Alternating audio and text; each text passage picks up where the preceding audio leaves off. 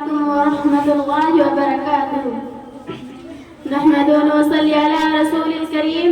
أما بعد فأعوذ بالله من الشيطان الرجيم.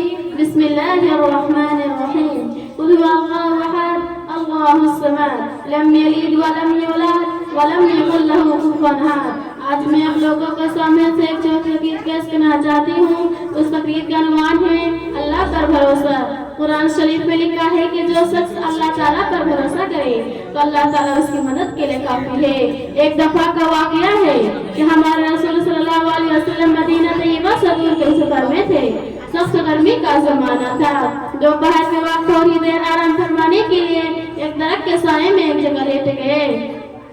ہمارے حضرات تھکے ہوئے تھے. لیٹتے ہی آنکھ لگ گئی. ایک کافر چپ چاپ آیا اور تلوار کھینچا آپ کی طرف کھڑا ہو گیا. حملہ کرنا ہی چاہتا تھا کہ ایک دم سے ہمارے حضرات کی آنکھ کھل گئی. دیکھا کہ ایک دشمن ننگے تلوار کھینچے کھڑا ہے. دشمن بڑا خوش تھا کہ خوب موقع سے تنہائی میں مل گئے. نہ ان کا کوئی ہاتھ میں ہتھیار ہے اور نہ کوئی ساتھ مددگار ہے. بڑے گھمنڈ سے کافر نے کہا بتاؤ محمد تمہاری جان کون بچا سکتا ہے؟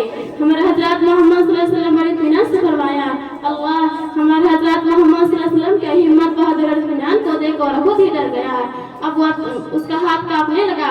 تلوار اس کے ہاتھ سے چھوٹ کر زمین پر گر پڑی. اب وہ تلوار ہمارے حضرات محمد صلی اللہ علیہ وسلم نے اپنے ہاتھ میں اٹھا لی اور کھڑے ہو گیا اور فرمایا اب تمہاری جان کون بچا سکتا ہے؟ کافر اللہ کو تو مانتا نہ تھا. تھر تھر کانپنے لگا اور خوشامد شروع کر دی.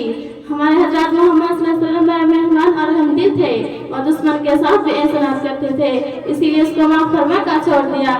السلام علیکم ورحمۃ اللہ وبرکاتہ.